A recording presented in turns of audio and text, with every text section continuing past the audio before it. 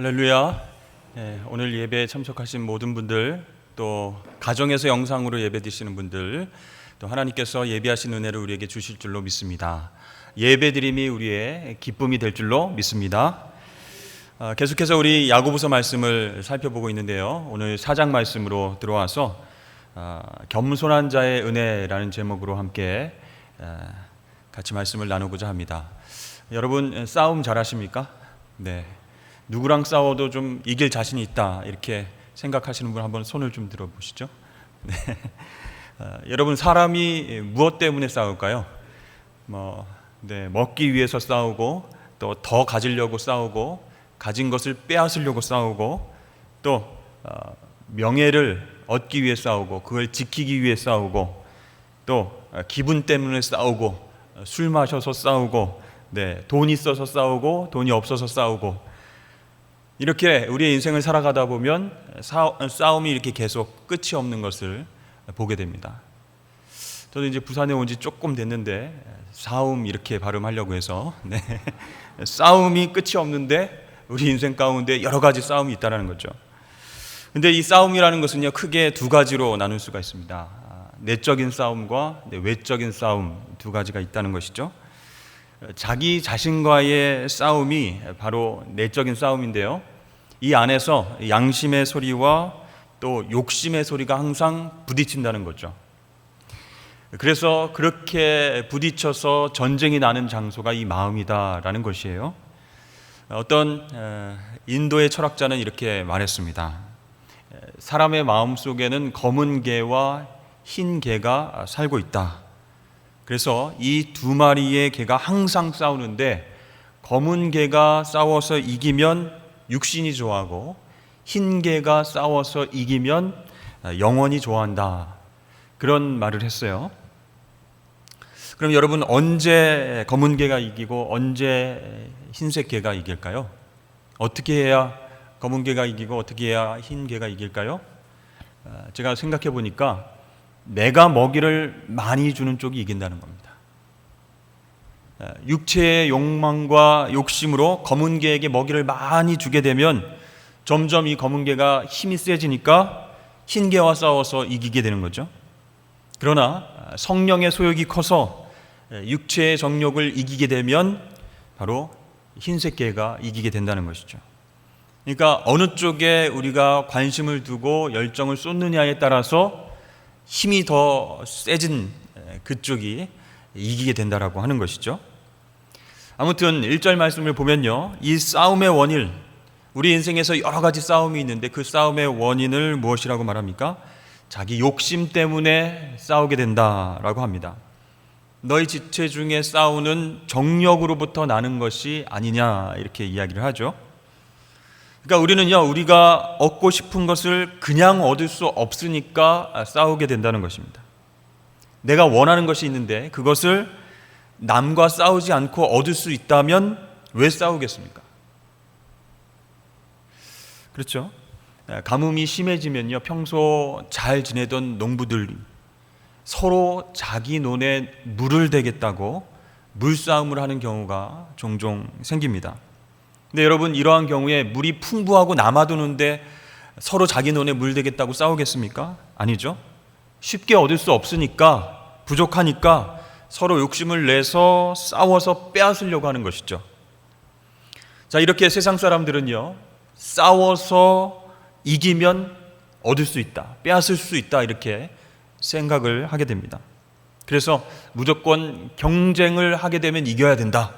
친구든 동역자든 선배든 후배든 친척이든 할 것 없이 싸워서 이겨야 살아남을 수 있다라고 하는 어떤 생각들이 있어요. 적자생존, 약육강식, 이걸 굉장히 당연하게 생각하는 것이 세상의 가치관이라는 겁니다. 그런데요, 성경은 싸워서 이겨도 얻을 수 없다, 이렇게 말씀하고 있습니다. 2절 말씀 한번 보여주시죠. 너희는 욕심을 내어도 얻지 못하여 살인하며 또 시기하여도 능히 취하지 못함으로 다투고 싸우는도다. 너희가 얻지 못함은 구하지 아니하기 때문이요, 그렇게 말씀합니다. 그러니까 2절 말씀을 보면요, 우리가 욕심을 내도 얻지 못하니까 살인한다, 이렇게 얘기합니다. 또 우리가 시기해도 얻지 못하니까 다투고 서로 싸우게 된다라고 말합니다. 그런데 얻지 못하는 이유가 뭐예요? 하나님께 구하지 않았기 때문에, 즉 기도하지 않았기 때문에 얻을 수 없다라는 것입니다. 이것은요, 우리가 기도하지 않으면 아무리 욕심을 내고 시기하고 경쟁해서 이기려고 해도 얻을 수 없다는 뜻입니다. 즉 우리가 기도하지 않는 한 아무리 남들과 싸워 이겨도 얻을 수 없고 기도해야만 얻을 수 있다라는 거예요. 맞습니다. 하나님께서 허락해 주시지 않으면 우리가 어떻게 원하는 것을 얻을 수 있겠습니까? 남에게 뺏는다고 그것이 내 것이 되겠습니까? 하나님이 허락하시지 않는데 어떻게 그것을 얻겠습니까? 남의 것을 빼앗아도 결국은 금방 날아가게 되어 있습니다. 정말 처음에는 내가 성취하고 빼앗고 얻어서 소유해서 기쁘고 막 기분이 좋다가도 허무하게 아무것도 남지 않는 그런 인생을 살게 된다는 것이죠. 그래서 오직 하나님이 우리에게 주셔야만 우리는 얻을 수 있다라고 하는 진리를 붙잡아야 됩니다. 여러분, 이스라엘의 그 아합 왕 아시죠? 네, 지난 주일날 제가 말씀드렸던 아주 악한 왕입니다. 그 아합 왕이 자기 왕궁 곁에 있는 나봇이라고 하는 사람의 포도원을 너무너무 갖고 싶었습니다. 너무 탐이 났습니다. 그래서 그것을 돈을 주고 살려고 나봇에게 얘기를 했지만 거절당했어요. 왜냐하면 그 포도원은 나봇의 가문이 하나님으로부터 물려받은 그런 가업이었기 때문에 아무리 왕이 요구할지라도 이것은 내어줄 수가 없습니다. 이렇게 얘기를 한 것이죠. 그 일 때문에 이제 아합 왕이 막 풀이 막 죽어 있었어요. 그러니까 그 아내인 이세벨 여왕이 그 포도원을 얻으려고 나봇을 중상모략해서 죽이기까지 합니다. 그리고 나서 이제 포도원 주인이 없어졌으니까, 죽었으니까 이제 포도원을 왕이시여 차지하셔도 됩니다. 이렇게 얘기를 합니다. 결국 이 아합 왕이 그 나봇의 포도원을 다 소유하는 줄 알았는데 그 죄 때문에 아합은 이제 전쟁터에 나가서 곧 죽게 되죠. 그러니까 결과적으로는 포도원을 갖고 싶었지만 하나님이 허락하시지 않으니까 자기 소유가 안 된 것입니다. 자, 이렇게 하나님께서 우리에게 허락하시지 않으면 아무리 남을 해치고 아무리 지혜롭게 그것을 빼앗아도 결코 얻을 수 없다라는 교훈을 우리에게 주시는 거죠. 사랑하는 여러분, 바로 하나님께 기도해서 얻는 것이 가장 좋은 방법인 줄로 믿습니다. 그것은 또한 싸워서 얻는 것이 아니기 때문에 하나님이 허락해서 주신 것이기 때문에 이웃들과 서로 평화롭게 살 수 있어요. 싸우지 않고 얻었으니까, 하나님이 허락하셨으니까요. 그래서 제일 좋은 방법은 간구해서, 기도해서 하나님께서 주시는 것을 받는 것이죠. 그런데 문제가 있습니다. 문제는 우리가 하나님께 간구하고 기도해도 얻지 못할 때가 있다는 거예요. 왜 그렇습니까? 3절 말씀을 보시면 구하여도 받지 못함은 정욕으로 쓰려고 잘못 구하기 때문이다. 이렇게 말씀하고 있습니다. 왜 하나님은 우리가 잘못 구할 때 안 주십니까? 정욕으로 구하니까 미워해서요? 잘못 구하는 것이 하나님 입장에서 기분 나빠서요? 그것이 아닙니다. 하나님께서 우리의 기도를 들어주실 때 또 안 들어주실 때 똑같이 우리를 항상 사랑하심으로 판단하시는 거예요. 그래서 우리에게 꼭 필요한 것이 아닌 것, 또 갖게 되면 위험한 것, 영적인 성장과 또 행복에 방해가 되는 것, 타락과 죄의 씨앗이 되는 것, 그런 것을 아시고 안 들어주실 때가 있다는 겁니다. 그래서 구하고 하나님 앞에 기도해도 응답을 못 받을 때가 있다는 것이죠. 우리가 정욕으로 쓰려고 잘못 구하기 때문에 하나님이 안 주신다는 거예요. 자, 그러면요, 정욕으로 쓰려고 잘못 구하는 것이 몇 가지가 있는데, 첫 번째는요, 하나님 앞에 아예 받으면 안 될 것을 구할 때가 있다는 거예요. 하나님이 보시기에 이거는 주면 안 되는데 계속 끈질기게 기도하는 거예요. 예를 들어서 성경 말씀에 보면은 땀 흘려 일하지 않는 자는 먹지도 말라 이렇게 말씀하고 있습니다. 그런데 우리는 편하게 놀면서 돈 벌고 싶어서 이렇게 기도할 때 있어요. 하나님, 이번에 한 번만 로또 1등, 평생 은혜는 잊지 않겠습니다. 제 사정 아시죠? 굉장히 어려웠지 않습니까? 그러면 어려운 환경 속에서도 믿음 지키고 예배 드리고 봉사도 열심히 했는데 딱 한 번만 로또 1등, 하나님, 이렇게 간절히 기도하는 사람이 있어요. 지금 경제적으로 어렵고 힘들다고 해서 평생 놀면서 먹고 살 수 있는 돈을 하나님 주십시오라고 기도하면 하나님이 아이고 그래 1등 내가 시켜주겠다라고 응답을 하시겠습니까? 하나님이 안 들어주신다는 거예요. 정력으로 쓰려고 잘못된 기도를 하는 그 기도에는 응답하지 않으신다는 겁니다. 두 번째는요, 시기적으로 나중에 받아야 될 것을 조급하게 지금 당장 달라고 기도할 때, 이것도 하나님 앞에서 잘못 구하는 것이다라는 거예요. 사실 기도하다가 때가 아직 안 됐나 보다, 하나님 나중에 주시는가 보다, 아니면 나중에 다른 방법으로 응답하시나 보다, 이렇게 알아들으면 되는데 끝까지 지금 주세요, 지금 당장 주세요, 지금 너무 필요해요, 이렇게 얘기하는 거죠. 이것도 잘못 구하는 거예요. 적절한 때가 되면 또 하나님이 주실 텐데 참지 못하는 거죠. 탕자가 아버지가 돌아가셔야 받는 유산을 미리 땡겨달라고, 내가 지금 이 집에서 정말 살 수 없다고, 답답하다고, 아버지의 그늘 아래서, 권위 아래서 아버지가 돌아가실 때까지 지금 내가 사는 게 의미 없다, 빨리 미리 챙겨주십시오 라고 기도하는 것과 같다는 거예요. 여러분, 탕자의 미래가 어떨지를 이 아버지는 잘 아시면서도 그래 한번 살아봐라 하고 유산을 미리 띄워주죠. 결과는 어떻게 됩니까? 허랑방탕하게 다 낭비하고 거짓골로 돌아오게 되는 것이죠. 그러니까 나중에 하나님께서 알아서 챙겨주시고 해결해 주실 문제인데도 지금 당장 조급하게 응답 주십시오라고 구하는 것도 잘못 구하는 것이다. 정력으로 쓰려고 잘못 구하는 것이다. 세 번째는요, 방향이 잘못된 간구도 있어요. 사실 하나님께서 나에게 주신 은사가 있고 하나님이 주신 사명이 있습니다. 그것을 잘 분별해서 하나님 뜻대로 그 사명을 감당하면 좋은데요, 예를 들어서 하나님 주신 은사가 있어요. 가르치는 은사예요. 그래서 교육자로서 하나님께 영광을 올려드리는 귀한 사명을 감당해야 되는데 정치인으로 성공하고 싶은 거예요. 그래서 하나님, 많은 사람들을 만나고 있습니다.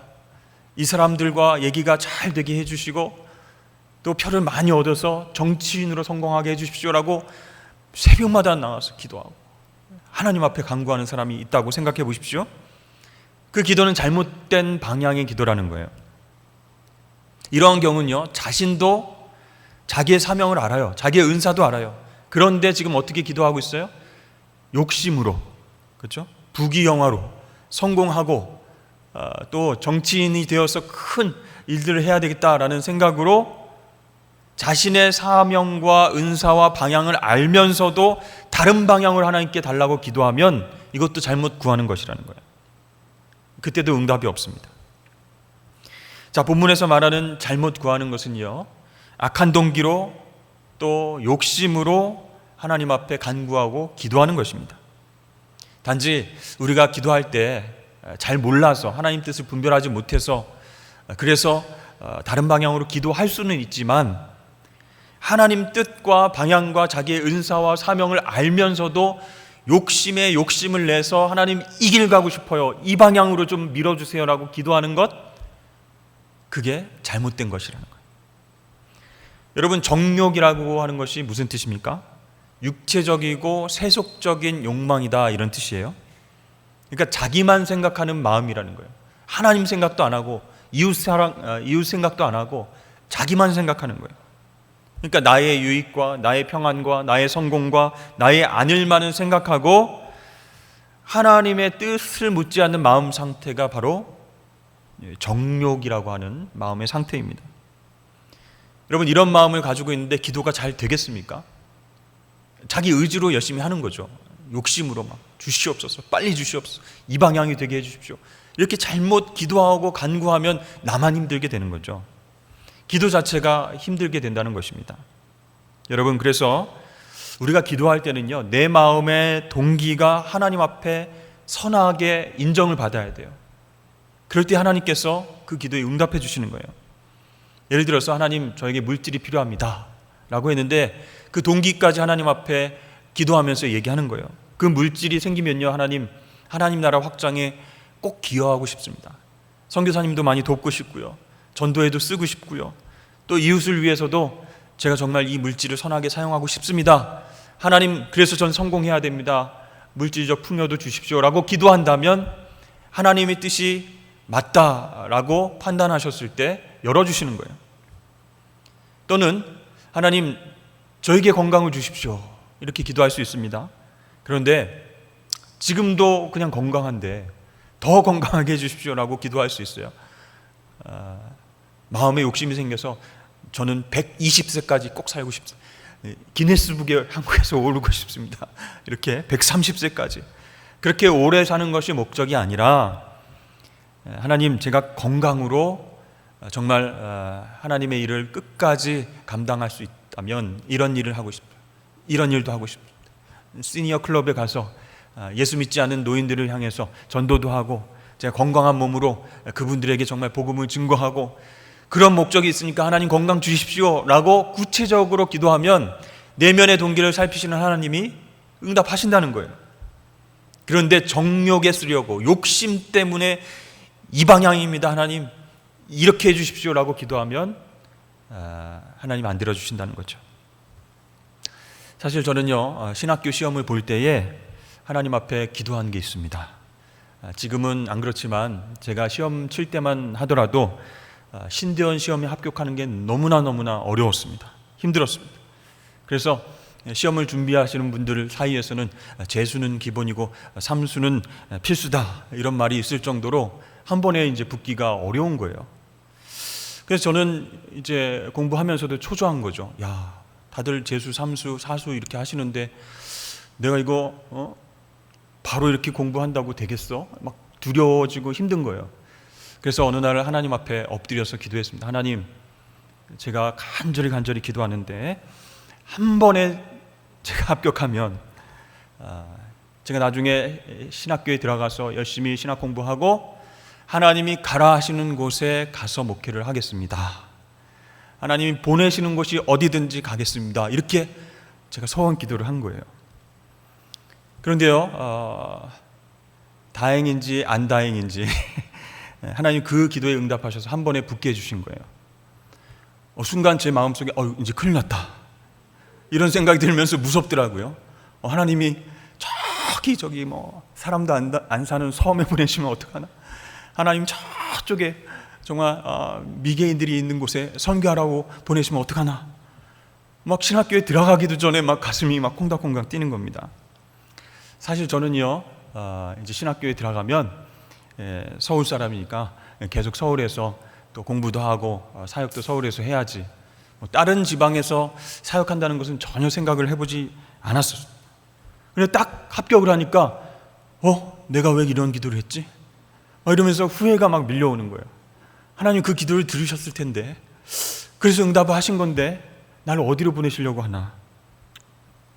그래서 저는 서울에서 교육전도사를 하다가 전임 사역으로 포항에서 사역을 할 기회가 생겼어요. 그런데 거기에서 저는 서울에서 공부도 해야 되고 못 갑니다 이렇게 말씀을 드리면 끝나는 건데, 하나님께 기도한 게 있기 때문에 이게 말이 안 나오더라고요. 고민이 됐습니다. 어떻게 해야 되나, 서울에서 남아서 공부를 해야 되나, 포항을 가서 먼저 목회를 배워야 되나. 그런데 그 하나님 앞에 드린 소원 기도가 생각이 나서 도저히 안 되겠더라고요. 그래서 하나님 합격하게 해주시면 부르시는 곳 어디든지 간다고 하지 않았습니까? 제가 가겠습니다. 그래서 내려갔습니다. 아무도 모르는 그 포항에 가서 우리 아내랑 둘이 가서 큰아이도 낳고 그렇게 목회를 처음 배우게 됐어요. 결국 하나님의 선하신 인도하심으로 포항에 갔다가 청주에 갔다가 이렇게 부산으로 내려오게 되었습니다. 여러분, 우리가 정욕으로 구하면 하나님께서는 우리 내면의 동기를 살피시고 안 되게 하시는 거예요.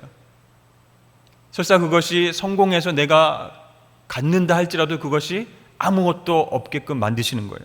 그러나 하나님의 뜻을 구하면서 기도하면 하나님께서 기쁘게 응답하시고 또 형통케 길을 열어주실 줄로 믿습니다. 자, 이렇게 야고보서는 4절 말씀을 통해서 우리가 신앙생활하면서 세상과 벗이 되는 것이 얼마나 안 좋은 것인가 강하게 꾸짖고 있습니다. 세상과 벗되는 것이 정욕으로 구하면서 기도하는 것과 연결되기 때문입니다. 4절 말씀, 가늠한 여인들아 세상과 벗된 것이 하나님과 원수됨을 알지 못하느냐. 그런즉 누구든지 세상과 벗이 되고자 한 자는 스스로 하나님과 원수되는 것이니라. 자, 여기서 가늠한 여인들은요, 여자 성도들을 말하는 게 아니죠. 모든 신자들인데 하나님 따르지 않고 세상을 따를 때 영적으로 가늠하는 것과 같다라는 것이에요. 그래서 하나님 따르지 않고 세상을 따르는 사람들을 가늠한 여인들아 이렇게 부르는 거예요. 자, 그러면 세상과 벗이 되려고 하는 것은 무엇을 말합니까? 첫 번째로 세상 사람들에게 잘 보이려고 하는 것, 그것이 세상과 친하게 지내려고 벗되려고 하는 행동이라는 거예요. 자, 하나님께서는 우리 인간의 중심을 보시는데 사람은 무엇을 보죠? 겉모습, 이제 외모를 보게 됩니다. 사람을 의식해서 거칠에 신경을 쓰고요, 내면은 그냥 내버려 두는 거예요. 하나님께 칭찬받고 인정받는 것은 눈에 잘 띄지 않으니까 눈에 보이는 사람들의 칭찬과 인정을 받기 위해서 겉을 꾸미고 속마음은 다르게 이야기하고 그렇게 세상과 친해지려고 노력을 하는 것이죠. 그래서 경쟁하고 시기하고 다투고 어떻게든 이겨서 남들에게 잘 보이려고 하는 그런 것이 바로 세상과 벗이 되는 그런 모습이다라는 것이에요. 그래서 여러분, 우리 그리스도인들은요, 세상의 유행에 너무 민감하지 않으셔도 됩니다. 가만 보니까 이 유행이 계속 돌고 돌더라고요. 뭐 레트로 그래가지고 옛날 감성, 옛날 뭐 패션 계속 돌고 돌아요. 그러니까 그냥 뭐 유행 따라 하지 않고 그냥 그대로 있으면 유행을 따르는 것처럼 되는 겁니다. 내면이 여러분 강하고 하나님 앞에서 아름다우면요, 외모는 덤으로 멋져 보이게 되는 거예요. 그래서 세상과 벗이 되려고 너무 겉모습에 치중하지 않아도 된다. 외모에 신경 안 써도 된다. 세상 사람들에게 잘 보이지 않아도 된다라는 것입니다. 두 번째, 세상과 벗된다라고 하는 것은요, 세속적인 관점에서 성공하려고 노력하는 것, 그것입니다. 물론 우리가 성공해야죠. 그리스도인들이 성공해서 정말 하나님 앞에서 좋은 일도 많이 하고 하나님께 영광 올려드려야죠. 그런데 세속적 관점에서 성공하려고 하는 그런 모습이 우리 안에도 있다는 거예요. 그래서 정말 부자들이 누리는 것 다 누리고 싶어하고 세상의 쾌락과 부와 명예 나도 한번 누리고 죽어보고 싶다. 뭐 이게 막 꿈이.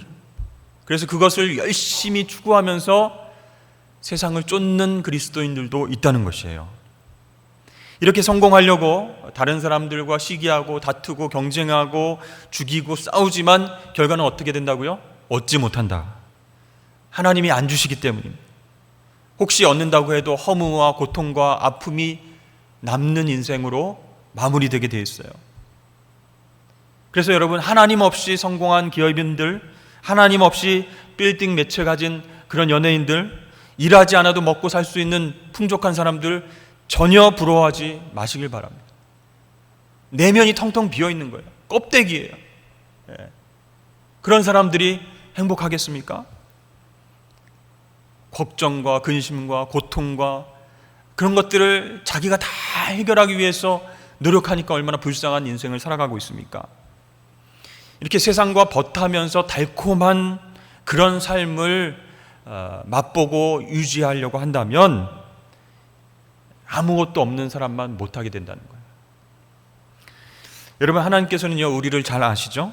우리가 세상과 결혼해서 또 세상과 짝이 되면 세상적이 되고 마귀적이 된다는 것을 하나님 알고 계십니다.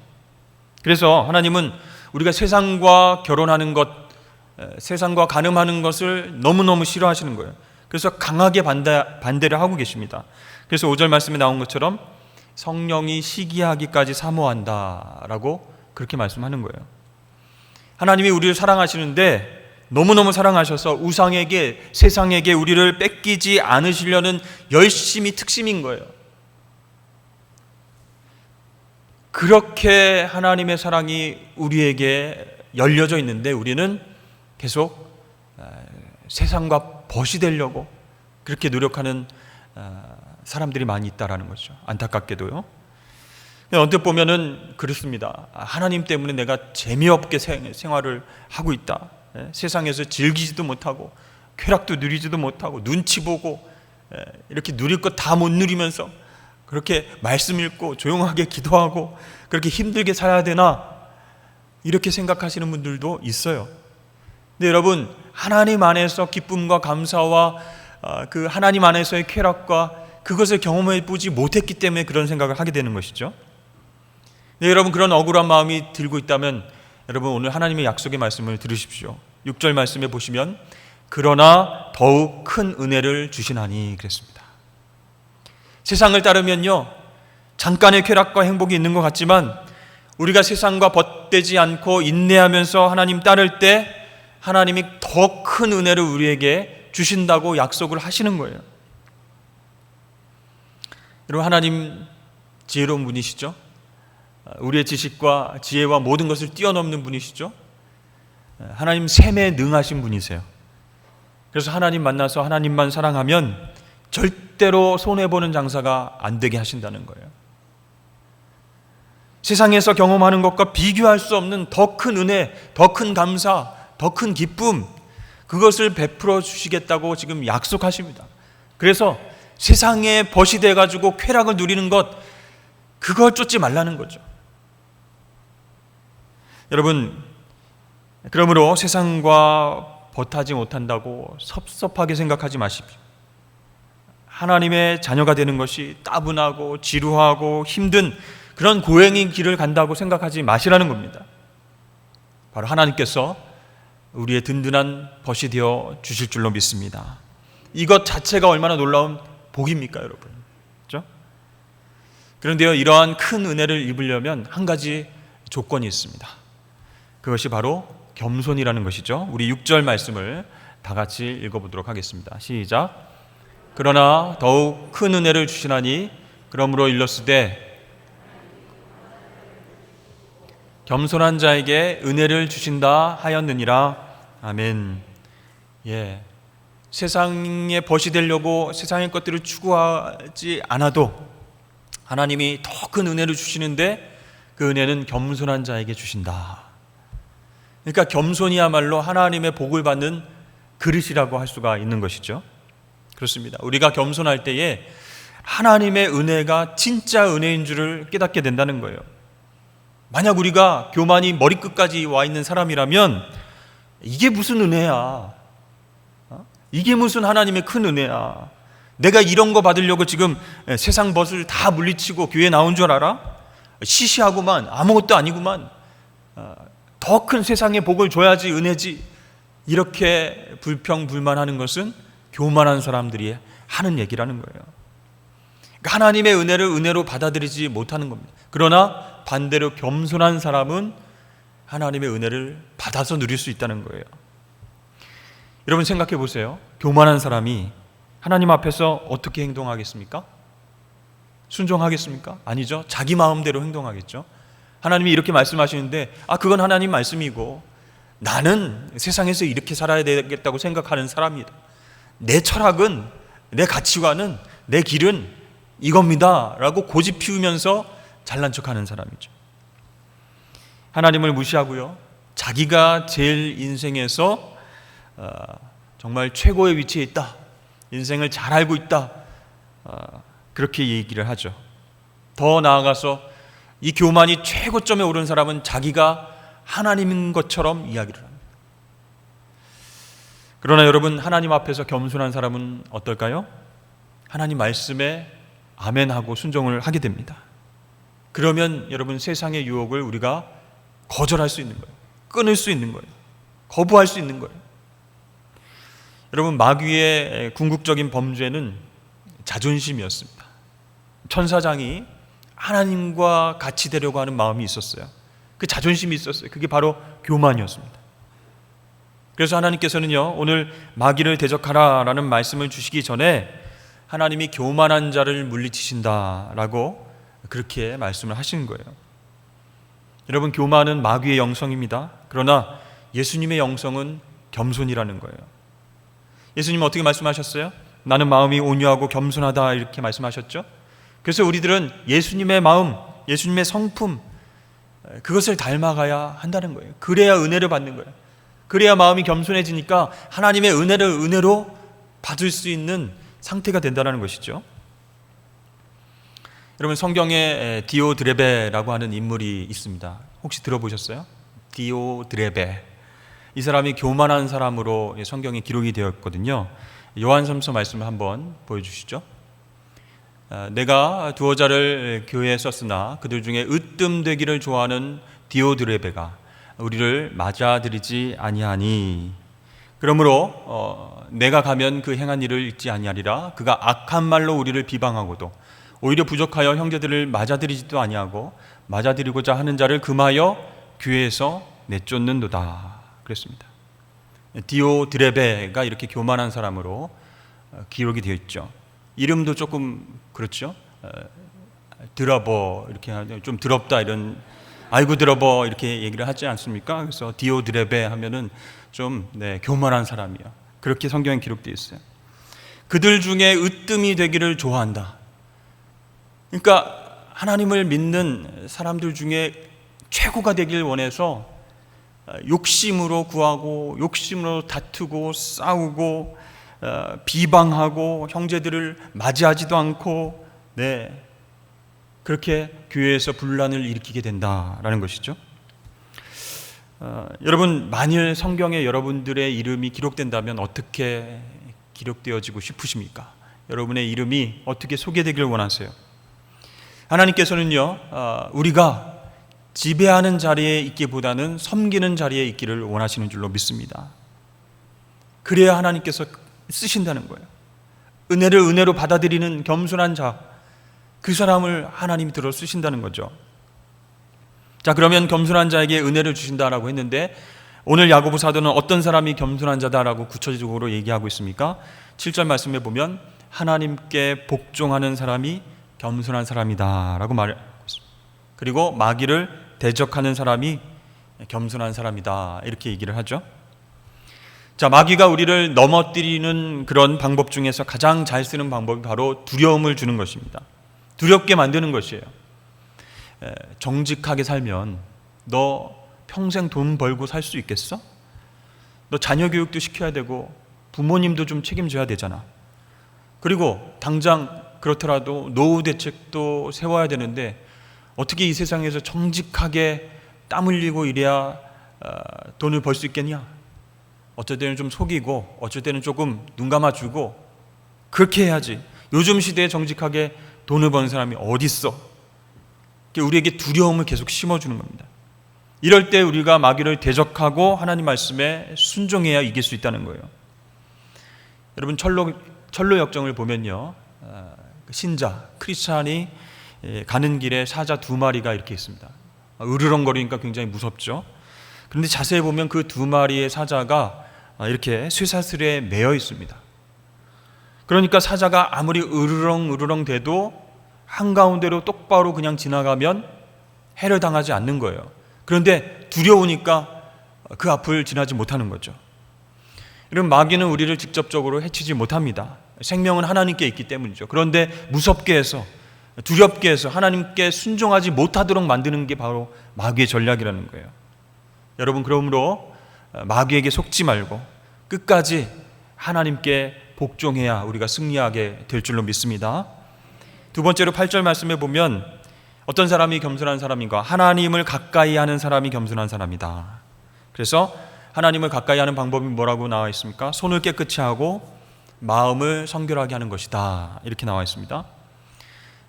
손을 깨끗하게 한다라는 것은 행위로 하나님 앞에서 순종하고 바르게 산다는 거예요. 범죄하고 감옥 갔다 온 사람들이 주로 하는 말 있죠. 나 이제 손 씻었어. 그런 얘기 있지 않습니까? 그런 뜻이에요. 행위로 바르게 살겠다라는 의미죠. TV 프로 중에 슈퍼맨이 돌아왔다, 그런 프로가 있습니다. 그래서 아이들이 천진난만하게 먹고 놀고 서로 싸우고 뭐 그런 것들을 보여주는 프로그램이요. 근데 출연자 중에 이 벤틀리라고 하는 그 작은 아이가 있는데 워낙 먹는 것을 좋아하더라고요. 그래서 아빠가 보지 않으면 냉장고 문을 열어서 먹은 거 다 쏟아내가지고 바닥에 앉아가지고 계속 먹는 거예요. 그리고 아빠만 안 보면은 식탁 위로 올라가서 간식하고 밥하고 막 손으로 퍼먹고 얼굴에다 묻히고 막 손과 입과 턱이 막 온통 범벅이 되는 거죠. 그래서 이 손하고 막 입이 얼굴이 막 여기까지 다 막 초콜릿으로 뭐 밥풀로 우유로 막 범벅이 되어 있으면 아빠가 아이고 우리 아들 잘했다 예쁘다 하면서 밥을 더 줍니까? 아니죠. 일로와 너 일로와 그래가지고 목욕탕 데려가서 깨끗이 좀 씻겨야 되는 거죠. 씻기고 나서 이제 밥을 차려주든지 먹을 것을 주든지 이렇게 하죠. 자, 우리의 손이 죄악의 또 범죄의 달콤한 간식으로 이렇게 더럽혀져 있어요. 근데 하나님 아버지께서 그걸 보시고 아이고 우리 이쁜 아들, 아이고 우리 이쁜 딸, 아이고 그렇게 먹고 싶었어. 그래 더 줄게, 더 먹어 이렇게 하시겠습니까? 그게 아니죠. 손이 깨끗해야, 그렇죠? 우리의 모습이 깨끗해야 하나님께서 주시는 영의 양식을 우리가 받아 먹을 수가 있지 않겠습니까? 그래서 우리의 손과 우리의 마음을 깨끗하게 하는 사람이 하나님을 가까이 하는 방법이다라는 거예요. 사랑의 하나님 아버지가 우리가 먹을 것이 준비되어 있고 하나님 말씀을 받을 준비가 되어 있고 그렇게 깨끗하게 준비되었을 때 가까이 오신다는 거죠. 마지막으로 9절 말씀에 어떤 사람이 겸손한 사람이다? 슬퍼하며 애통하며 울며 회개하는 사람이 겸손한 사람이다. 교만한 사람은요 회개하지 않습니다. 절대로 자기가 끝까지 옳다 이렇게 얘기를 하죠. 당당하게 나는 잘못한 것이 없다 이렇게 이야기합니다. 근데 여러분 우리는 회개해야 된다라고 얘기를 했어요. 근데 여러분 자복이라는 말 들어보셨습니까? 자복과 회개는 다릅니다. 자복한다는 말은 고백하다, 잘못을 인정한다라는 뜻입니다. 그러니까 고백이든 동의든 약속이든 말로 하는 게 자백이에요. 잘못했습니다. 다시는 안 그럴게요. 뭐 이런 게 다 자백이에요. 그런데 회개하다라는 말은 원어로 보면요 이미 돌아서는 거예요. 유턴하는 거예요. 길을 바꾼다는 거예요. 행동으로 보인다는 겁니다. 말이 아니라 철저하게 행동으로 이루어지는 게 회개한다는 거예요. 그래서 자복이 회개의 시작이 될 수는 있지만 그 자체가 회개는 아닌 거예요. 잘못했습니다. 하나님 안 그럴게요. 다시는 범죄하지 않을게요. 이게 말만 하면 안 된다는 거예요. 말을 하고 행동으로 돌이켜야 하나님 그것을 회개로 보시고 용서해 주신다는 거죠. 예수님께서 말씀하셨습니다. 회개하라 천국이 가까웠느니라. 천국 얘기를 하시면서 하나님 나라를 얘기하시면서 회개를 먼저 얘기하셨어요. 그것은 무슨 뜻입니까? 회개가 하나님 나라의 전제 조건이라는 거예요. 회개하지 않으면 천국에 못 들어간다는 거예요. 돌이키지 않으면, 행동으로 유턴하지 않으면, 세상과 보태어 있는 것을 다 끊어내고 돌이키지 않으면 천국에 못 들어간다는 거예요. 그런데 그 회개는 하나님 앞에 겸손해야 할 수 있는 행동이라는 것이죠. 사랑하는 여러분, 오늘 말씀을 통해서 우리가 여러 가지를 생각하고 배웠는데요. 우리는 정말 세상에서 존귀해지기 위해서, 높아지기 위해서 정말 잘 나가고 싶어서 세상과 친해지려고 노력을 하죠. 그러나 그것으로는 우리가 아무것도 못 얻는다는 거예요. 오히려 세상 따르는 것을 멈추고 기도해야, 하나님 앞에 간구해야 얻을 수 있다. 그리고 하나님께 그렇게 간구하고 하나님을 따를 때 세상에서도 존귀한 사람이 될 수 있다라고 야고보 사도는 우리에게 말씀하고 있는 것입니다. 그렇습니다. 우리 수단 방법 다 가리지 않고 싸우고 다투고 경쟁하고 이겨도 원하는 것을 못 얻는 거예요. 오히려 우리는 하나님께 순종하고 겸손하게 기도해야 얻을 수 있는 사람들이에요. 그것이 정말 가치 있는 것이요. 이것이 바로 하나님의 방법인 줄로 믿습니다. 여러분, 오늘 말씀을 기억하시면서요, 겸손한 자에게 주시는 더 큰 은혜를 사모하실 수 있기를 축복합니다. 하나님이 세상과 보태가지고 얻는 그것들 비교할 수 너무나 큰 은혜를 우리에게 주시겠다고 약속하셨기 때문에 겸손하게 하나님의 은혜를 기다려야 되는 거예요. 그럴 때 하나님께서 우리를 높여주시고, 하나님께서 우리 필요를 채워주시고, 하나님께서 우리를 세우셔서 놀라운 일들을 감당하게 하실 줄로 믿습니다. 그런 저와 여러분 되시길 바랍니다. 기도하겠습니다.